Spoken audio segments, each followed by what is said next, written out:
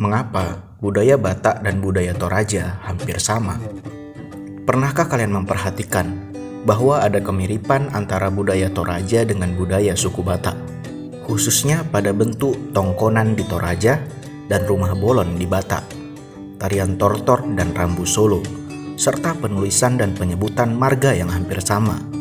Misalnya ada marga Aritonang, Tobing, Pakpahan, dan Pardede pada suku Batak. Maka ada marga Aitonang, Toding, Pahan, dan Pirade pada suku Toraja. Dan jika kita melihat lebih luas, ternyata budaya Batak dan Toraja juga mirip dengan kebudayaan Dongson di lembah Vietnam.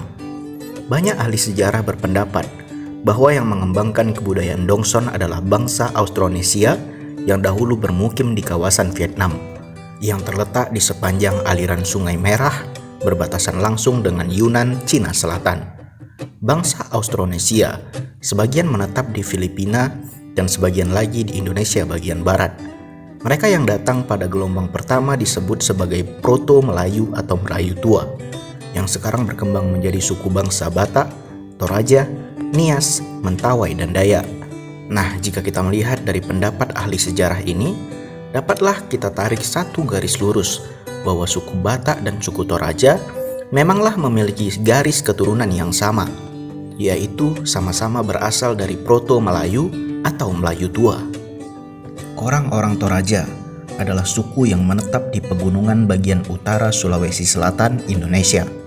Populasinya diperkirakan sekitar 650.000 jiwa, dengan 450.000 diantaranya masih tinggal di Kabupaten Tanah Toraja. Mayoritas suku Toraja memeluk agama Kristen, sementara sebagian menganut Islam dan kepercayaan animisme yang dikenal sebagai Aluk Todolo. Lalu untuk suku Batak, daerah asal kediaman mereka dikenal dengan dataran tinggi Karo, Langkat Hulu, Deli Hulu, Serdang Hulu, Simalungun, Toba, Mandailing, dan Tapanuli Tengah. Daerah ini dilalui oleh rangkaian bukit barisan di daerah Sumatera Utara, dan terdapat satu danau besar yang dinamai dengan nama Danau Toba. Begitu juga dengan orang Batak. Mayoritas orang Batak beragama Kristen dan sebagian lagi beragama Islam. Lalu di dalam masyarakat Batak, ada juga beberapa kelompok yang masih menganut agama nenek moyang yang dikenal dengan nama Parmalim dan Perbegu. Antara suku Toraja dengan suku Batak, berikut saya merinci beberapa persamaan antara kedua suku ini. Yang pertama, pada pakaian adat. Kemiripannya ada pada tutup kepala dan model pakaiannya. Baju pada suku Toraja disebut dengan nama baju pokok, lalu baju pada suku Batak disebut dengan baju ulos. Lalu kedua, pada rumah adat. Masing-masing menonjolkan pada bagian atap mirip seperti tanduk kerbau. Pada suku Toraja rumahnya disebut dengan nama tongkonan, lalu pada suku Batak disebut dengan nama rumah bolon. Yang ketiga, pada tarian adat.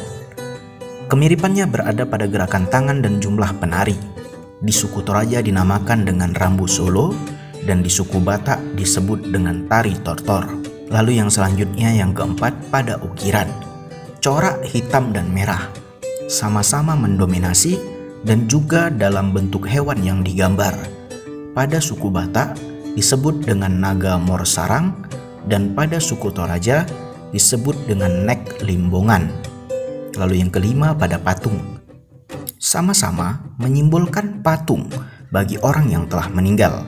Pada orang Batak disebut dengan sigaligale, dan pada suku Toraja disebut dengan tau-tau.